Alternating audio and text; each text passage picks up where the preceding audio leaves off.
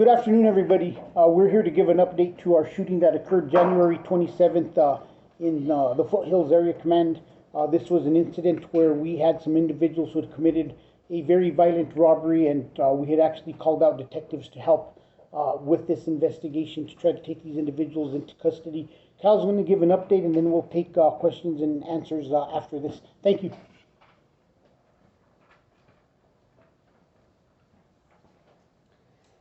My name is Commander Kyle Hartsock with the Criminal Investigation Division, which oversees the multi-agency task force, which investigates our officer-involved shootings.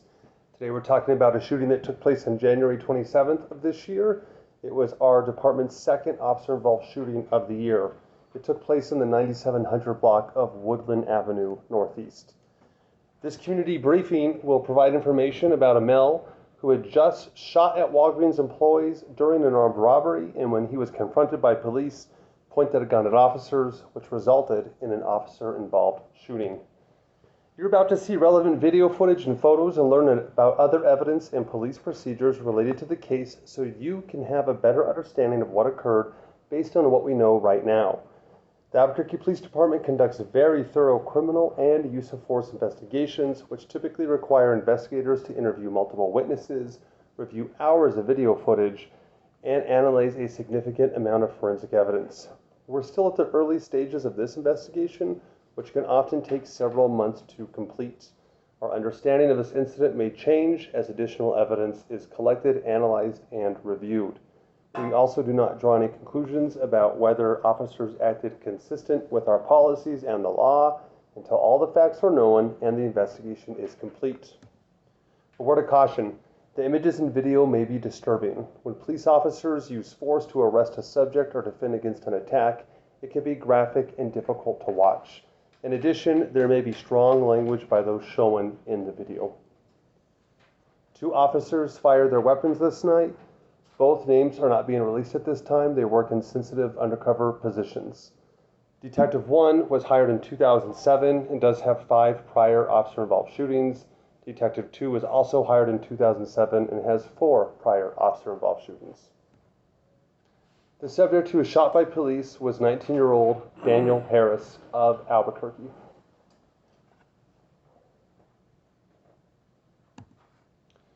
This incident started and took place in the Foothills Area Command. On January 26th, around 9:44 p.m., patrol officers and robbery detectives were dispatched out to an armed robbery call located at a Walgreens at the 9700 block of Menaul Blvd Northeast. The call stated that 2 male subjects entered the store and took cash at gunpoint. This is video from the exterior surveillance camera at the Walgreens, which shows Daniel Harris and another male subject who would get charged later on this night, who we identified as Gregory Armstead Lucero, born in 2006, walk towards the entrance of the Walgreens. Gregory is observed pointing a handgun in the air several times. There is no audio to this video.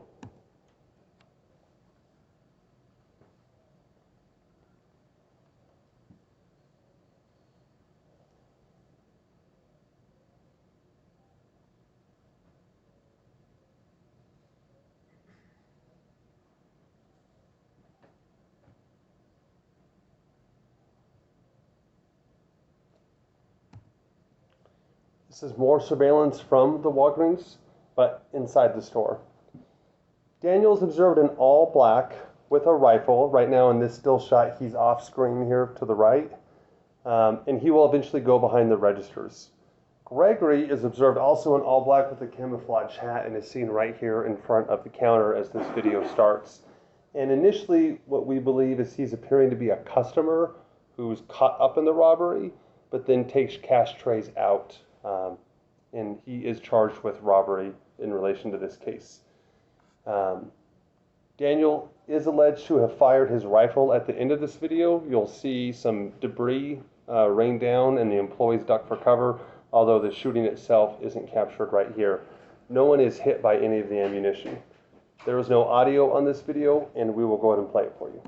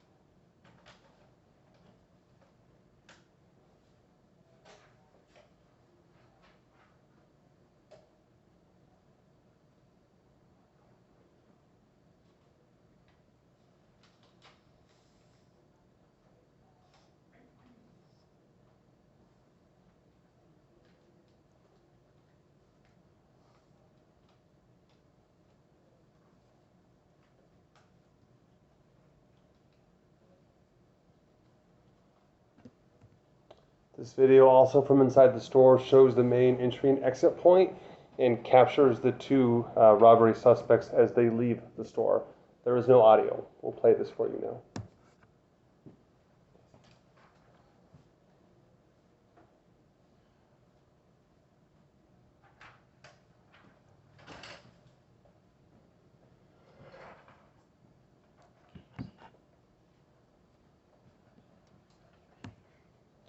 This is a photograph that our crime scene team took that shows where the impact from that round struck the upper wall inside the store.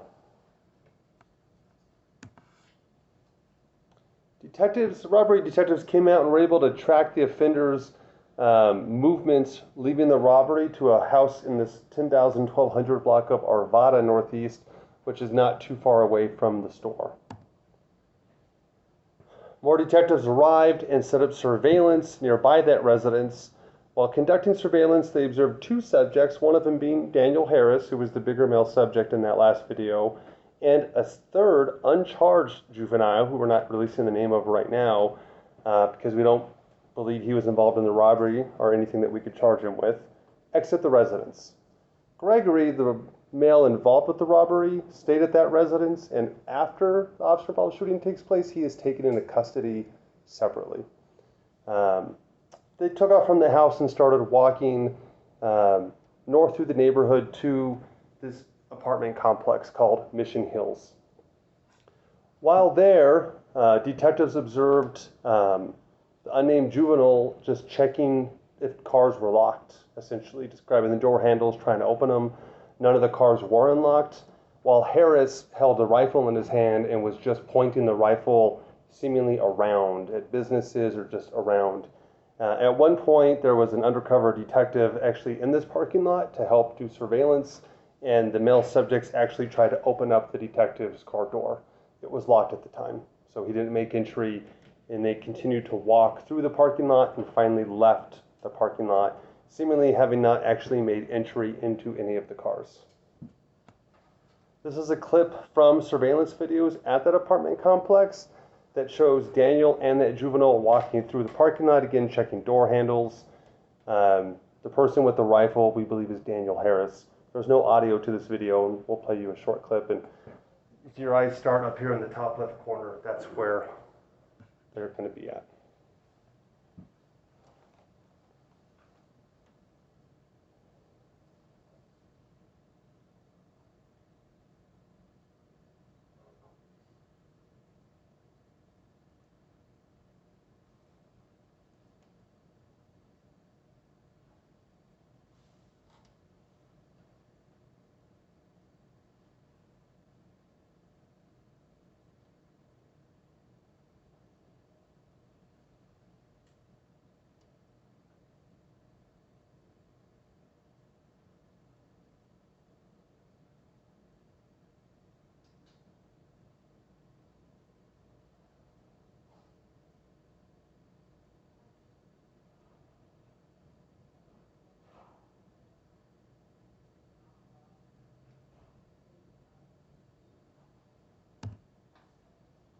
The males continue to walk north through that parking lot, across Menaul, and eventually back up on Eubank.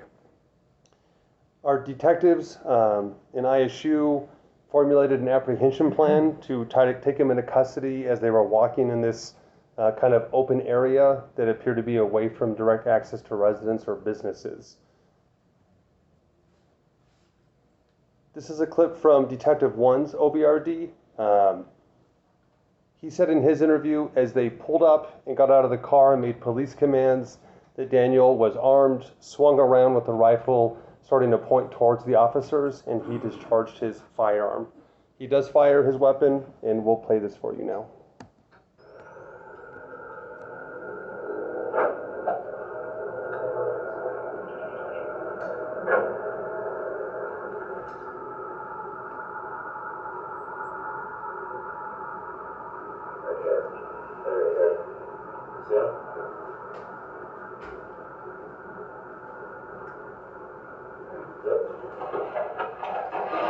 Please hands up! Please hands up!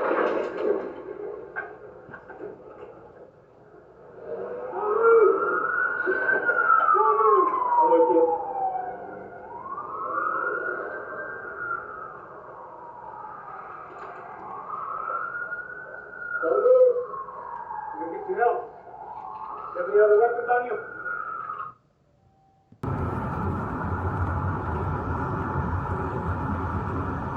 Right here. They're right here. See him?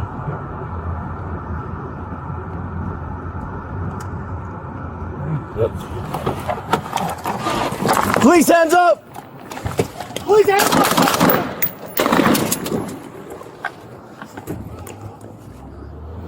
Don't move! Don't move! I'm with you.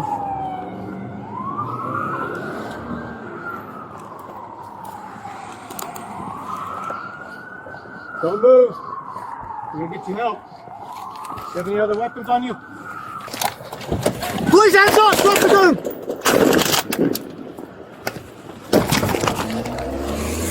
Don't move! Don't move! I'm with you. Okay.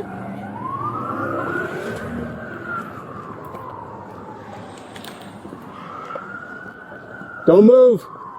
We're gonna get you help. You have any other weapons on you? Video clip from a different detective who does not fire their weapon, which shows that uncharged juvenile that was with Harris at the time of the shooting being taken into custody. We'll play part of this clip for you now.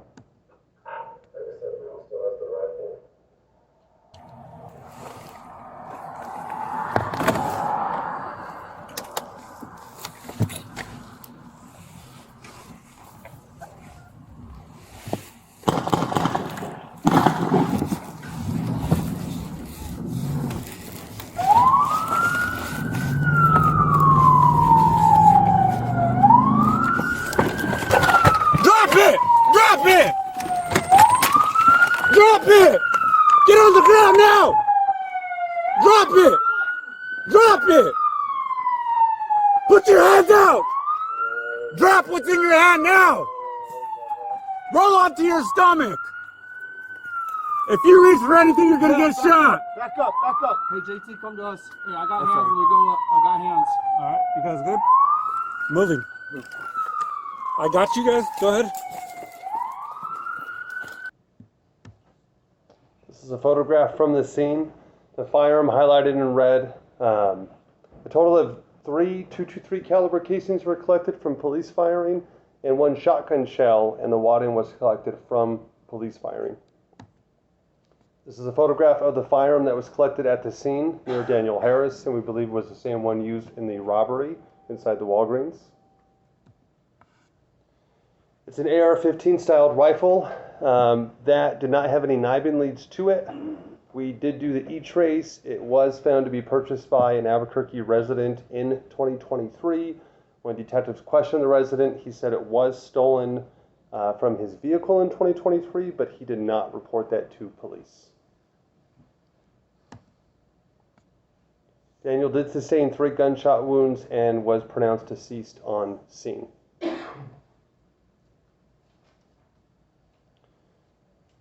Over the next several months, the multi-agency task force will continue to investigate and analyze this incident, and all findings from their investigation will be sent to the district attorney's office, and an internal investigation will be sent through the superintendent of police reform and the force review board. And with that, do you want to? Yeah, I just want to close a couple of things. I think there's some important keys in here that we want to talk about just in general for public safety. At the beginning of this incident, when they're inside the store, you see how one individual acts like they are a customer, and then later it turns out that they're part of the robbery. And that's why we ask citizens, as tempting as it may be, sometimes do not try to take law into your own hands, because had they attacked the individual or tried to do something to apprehend the individual that was armed with the rifle, the second person would have come into play. And the next part is, I know a lot of times we have individuals who may hear individuals outside trying, their cars getting broken into. That second person is a very familiar sight that we've seen in recent times. You know, there's been cases up in other parts near Albuquerque, and we did have a case earlier this year where, you know, we had a homeowner come out to try to confront individuals stealing their truck, and he was basically ambushed and killed by other individuals that he probably wasn't aware were there providing cover for that individual. So individuals like this are extremely dangerous because they are positioning themselves in a way to have that advantage to injure or hurt other individuals who may try to take their friends into custody or may challenge any individual who is breaking into a car. There is no amount of property that is worth your life. So please do not take these incidents to your own hand. Get a good description, call police, and let officers be dispatched to handle these situations. That will go to questions. Matt. Was the juvenile armed? The individual, there was one individual that was armed on scene that the officers used deadly force on. One individual ended up back at the home that was involved in the original robbery. It appeared he was armed, but I think that was determined later to be an airsoft. And the individual that was taken into custody on the scene, the juvenile, I think the officers gave him orders, but I think it was a cell phone that he was ultimately, that was in his hands. And I know he's not charged in, but can you give us the age of the juvenile who was with him? You know? We can, just not right this second. I have to check. Okay, for sure. Juvenile. I was just curious, the vehicle the detective was in, was that the one that was like really close to the front of the camera where he like tried to use two hands to open it? Kyle would have to answer that. Yeah, but they're not going to tell you because they're still used in some surveillance operations. Oh. Anything else? Yes, Nick.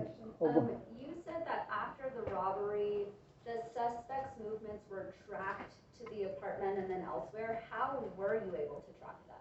There are several businesses within Albuquerque that either have been provided GPS tracking devices for robberies that are given kind of like a bank would give a pack of money with a die. We have in the community, this was business owned where Walgreens actually has money packages, money that is GPS tracked for us when they take it. So when they take the money, we're able to immediately GPS track them.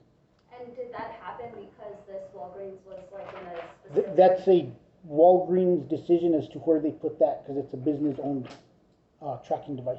Okay. Yes. The detective now has 6 and the officer I think has 5. That's the highest number I've seen in prior OISs. Do you know if that's the highest like current personnel like OIS count? It is on the higher side. I don't know if it's the exact. I know we have somebody else who is up in that area, and you know I've said this before. We gauge the performance of each officer off each individual shooting. There have been no shootings that I believe have been found out of policy on either of these officers, and we do have a robust mental health program with the Albuquerque Police Department, and we do monitor and keep track of these individuals to make sure that mentally they're still able to do their job and they're doing okay with everything that they've been through. And they're both back on duty. They're both back to work, and we got to remember also it's actually 2 detectives. We may refer them as officer and officer. It's 2 detectives, and they are both assigned to one of our units that chases the worst of the worst. And prior assignments were of a typical nature also where they deal with some of the worst individuals. Would it be possible to get just like a breakdown? I'm just talking like the year of the past ones and like if it was fatal or not? Like, No, because last time I did that, you guys figured out who the officers were. So. There's other ways to figure it out too, but okay. Yeah. Yes, Nick.